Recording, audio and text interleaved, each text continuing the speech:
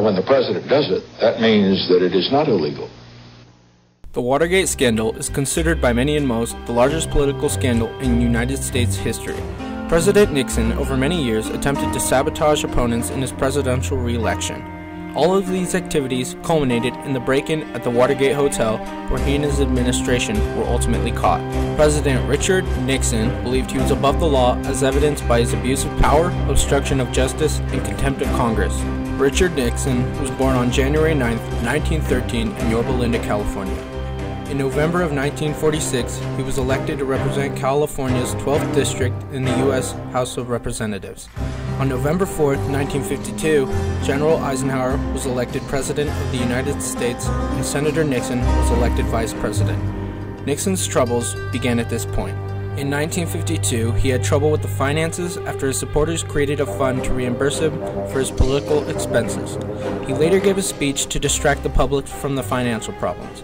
This speech, known as the Checkers speech, was given to win back the favor of the people and portray that Nixon was an honest, strong-valued person. Checkers, named by Nixon's children, was a dog that was given to him. It was the one thing he would not return, symbolizing his values. It was a little Cocker Spaniel dog in a crate that he'd sent all the way from Texas. Black and white, spotted. And our little girl, Tricia, the 6-year-old, named it Checkers. And you know, the kids, like all kids, love the dog. And I just want to say this right now, that regardless of what they say about it, we're going to keep it. From 1952 to 1960, Nixon was vice president under Dwight Eisenhower. In 1960, Nixon lost the presidential election to John F. Kennedy. This damaged Nixon mentally and emotionally. It was so devastating for President Nixon that it caused Nixon to do anything to win. He couldn't lose again. While being a private citizen in the 1960s, Nixon traveled across the globe and increased his popularity while he campaigned. Finally, he ran for the Republican Party in 1968 and was finally elected the 37th president on January 20th, 1969. The Watergate scandal started in Nixon's first term, but it wasn't until after, when he was re-elected and serving his second term, when the Watergate scandal came out as public. In order to ensure success, President Nixon felt obligated to do anything to win. This included spying, hurting other candidates, and hiding his faults by keeping the tapes from the public. Nixon was paranoid about all groups of people, but three main groups especially scared him: Jews, intellectuals, and Ivy Leaguers. All of this paranoia led to Nixon's famous enemies list, a group of individuals that Nixon had watched and audited by the IRS. The original list contained 20 names of people who Nixon felt threatened by. It included famous actors, directors, article writers, political jokers, and leaders of organizations to dump Nixon. Nixon made this plan to ruin careers of or eliminate his opponents. After Watergate, it appeared as if Nixon's political career was ruined, so he traveled the world and wrote books trying to improve his reputation. Nixon showed he was above the law and violated the rights of millions of Americans, as evidenced by his abuse of power. On June 17, 1972, 5 men broke into the Democratic National offices in the Watergate complex. There they planned to set up cameras and recording devices to uncover the Democratic campaigning information in order to sway the results of the presidential election in favor of Republican presidential candidate Richard Nixon. These 5 men were discovered breaking in by security guard Frank Willis, who was on watch at the time. The criminals were very high up in the government and part of a group known as CREEP, or the Committee to Re-elect the President. These men tapped into many phone lines and stole important Democratic documents and campaigning information.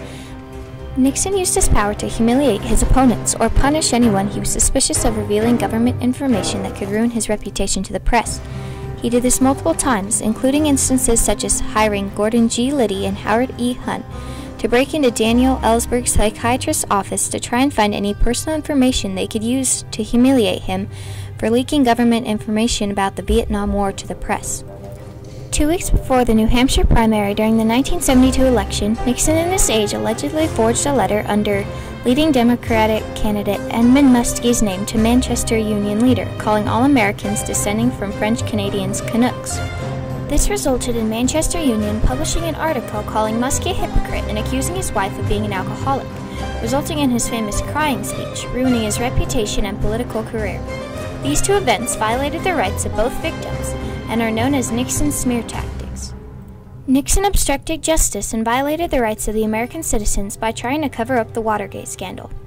After the initial break-in, Nixon was afraid of what might happen when America found out about the scandal, so he did whatever he could to stop word from getting out. He created a fund that paid hush money to the 5 burglars and 2 conspirators of the break-in in order to keep them quiet about the events that took place. During the investigation, multiple checks were discovered to have passed through these men's accounts, leading to their arrest. The money was donated by people who believed they were making innocent private donations to the Nixon re-election campaign. The money was claimed to have been given for bail and family support of these men, but is thought to have actually been used for the burglars' living and travel expenses. When the FBI started obtaining secret information and getting leads in the scandal, Nixon felt very threatened and decided he needed to do something to stop or slow down the investigation.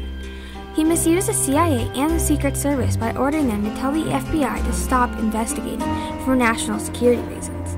The CIA refused, however, and investigations continued. On October 21, 1973, Nixon ordered Attorney General Elliot L. Richardson to fire Watergate Special Prosecutor Archibald Cox in order to stop him from obtaining the secret White House tapes he was pursuing. The tapes included a conversation between Nixon and H.R. Haldeman discussing their plan to have the CIA stop the FBI investigation. This led to Richardson and his Deputy Attorney General, William D. Ruckelshaus, both resigning to avoid firing Cox. Nixon frantically turned to Solicitor General Robert H. Bork to fire Cox. Bork, fearing losing his job, followed Nixon's order and fired Cox. This event was known as the Saturday Night Massacre and enraged the American public, sparking the first major cynicism in America. Nixon's attempts to slow the investigation failed, however. The new special prosecutor, Leon Jaworski, continued Cox's investigations and finally obtained the tapes. Throughout all of this, Nixon violated the rights of Mr. Cox, the FBI, and the American people by lying and obstructing justice. Nixon believed he was above the law, as evidenced by his contempt of Congress. Nixon refused to give evidence to the judicial court and failed to reveal or show papers asked of him on April 11th, May 15th, May 30th, and June 24th of 1974. He also refused multiple times to turn over the subpoenaed tapes to the judicial court, therefore failing to protect the laws of the United States Constitution. Nixon and his aides demanded that the FBI stop investigating the Watergate scandal, but the FBI refused. Nixon and H.R. Haldeman were recorded discussing using the CIA to slow down the FBI's investigation by telling the FBI they couldn't investigate because of national security risks. When Leon Jaworski continued investigating and finally succeeded in obtaining the tapes, he discovered that 18.5 minutes of the conversation had been cut out of the film. But the tapes included Nixon's plans to have the CIA stop the FBI investigation. It was later discovered that Nixon ordered the erasing of the time in the tapes in an attempt to avoid being linked to the scandal at all. By doing this, he violated the rights of the judicial court and the entire country of American people. The events of Watergate led to the resignation of Nixon in 1974 and ultimately led to the belief that the government is corrupt and evil. The Watergate scandal also helped prove that the U.S. Constitution was successful in bringing government leaders to justice. Nixon violated the rights of the American people, and he was brought to justice by the U.S. Supreme Court of Justice. While the Watergate scandal led to more uncertainty in the government, it gave more faith in the Constitution and the U.S. court system, showing that even if the government is corrupt, our court system will always hold true to its values. The thought of impeachment struck fear into Nixon. He did not want to be the first president to be impeached. He resigned the presidency on August 8, 1974. Because of Watergate, people often call the press the fourth branch of the government because it plays such an important role in the fortunes of political candidates and issues. Washington Post reporters Bob Woodward and Carl Bernstein used the First Amendment, their rights given to them as American citizens for freedom of speech, to expose Nixon's role in Watergate. These two reporters were aided by an anonymous source, Deep Throat, to obtain and expose the criminal activities of Nixon and his aides during the Watergate scandal. When the scandal was exposed, it troubled the entire nation and brought it to the attention of the government. When brought to the attention of the government, Nixon was brought to justice. Fortunately for Nixon, he was pardoned by all of his crimes by his successor, Gerald R. Ford. As once said by Special Prosecutor of Watergate, Leon Jaworski, from Watergate we learn what generations before us have known. Our Constitution works, and during the Watergate years it was interpreted again so as to reaffirm that no one, absolutely no one, is above the law.